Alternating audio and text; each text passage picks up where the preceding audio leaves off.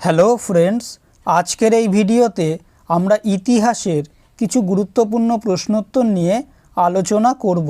প্রথম প্রশ্ন, fort William college কত সালে স্থাপিত হয়?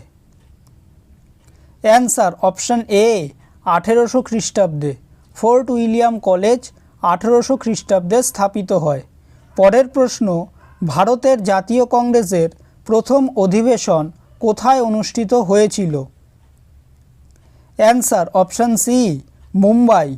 ভারতীয় জাতীয় কংগ্রেসের প্রথম অধিবেশন মুম্বাইতে অনুষ্ঠিত হয়েছিল।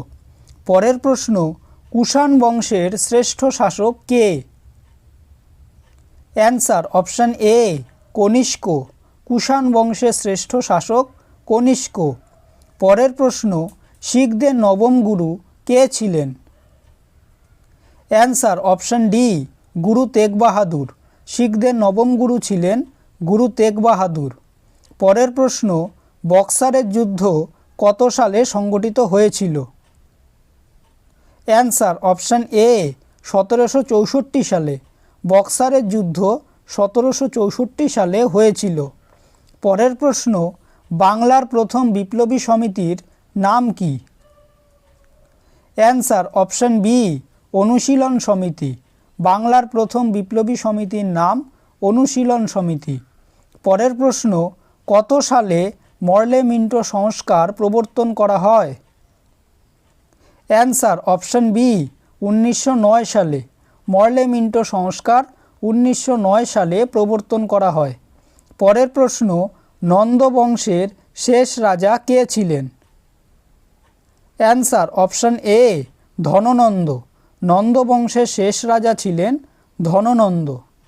পরের প্রশ্ন, দাস বংশের প্রথম সুলতান কে ছিলেন? অ্যান্সার অপশান এ কুতুবউদ্দিন আইবক। দাস বংশের প্রথম সুলতান ছিলেন কুতুবউদ্দিন আইবক। পরের প্রশ্ন, ফতেপুর সিকরি কে তৈরি করেছিলেন? অ্যান্সার অপশান সি আকবর। ফতেপুর সিকরি আকবর তৈরি করেছিলেন। পরের প্রশ্ন, তানসেন কে ছিলেন? অ্যান্সার অপশান এ আকবরের রাজসভার প্রধান গায়ক। তানসেন ছিলেন আকবরের রাজসভার প্রধান গায়ক। পরের প্রশ্ন, কোথাকার রাজাকে নিজাম বলা হতো? Answer option D Hyderabad. হায়দ্রাবাদের রাজাকে নিজাম বলা হতো। পরের প্রশ্ন, চিতোরদুর্গ ভারতের কোন রাজ্যে অবস্থিত? Answer option D Rajasthan. Chitordurg রাজস্থানে অবস্থিত। পরের প্রশ্ন, ওয়াহাবি আন্দোলনের প্রবর্তক কে? Answer option A Abdul Wahab. Wahabi আন্দোলনের প্রবর্তক আব্দুল ওয়াহাব। পরের প্রশ্ন, ডুপ্লে কে ছিলেন? অ্যান্সার অপশান এ পন্ডিচেরির ফরাসি শাসনকর্তা। ডুপ্লে ছিলেন পন্ডিচেরির ফরাসি শাসনকর্তা। পরের প্রশ্ন, স্বরাজ পার্টির প্রথম সভাপতি কে ছিলেন? Answer option B Chittaranjan Das.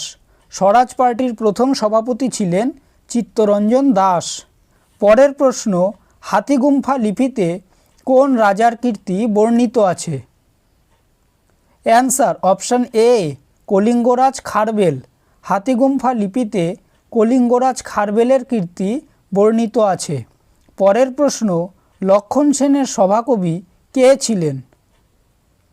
Answer option D Jayadev. Lakshman সেনের সভাকবি ছিলেন জয়দেব। পরের প্রশ্ন, লর্ড মাউন্টব্যাটেনের পর ভারতের গভর্নর জেনারেল কে হয়েছিল? অ্যান্সার অপশান এ চক্রবর্তী রাজা গোপালাচারী। লর্ড মাউন্টব্যাটেনের পর চক্রবর্তী রাজা গোপালাচারী ভারতের গভর্নর জেনারেল হয়েছিলেন। পরের প্রশ্ন, বাংলার মানচিত্র প্রণয়ন করে কে বিখ্যাত হয়েছিল? অ্যান্সার অপশান বি রেনেল সাহেব। বাংলার মানচিত্র প্রণয়ন করে রেনেল সাহেব বিখ্যাত হয়েছিল।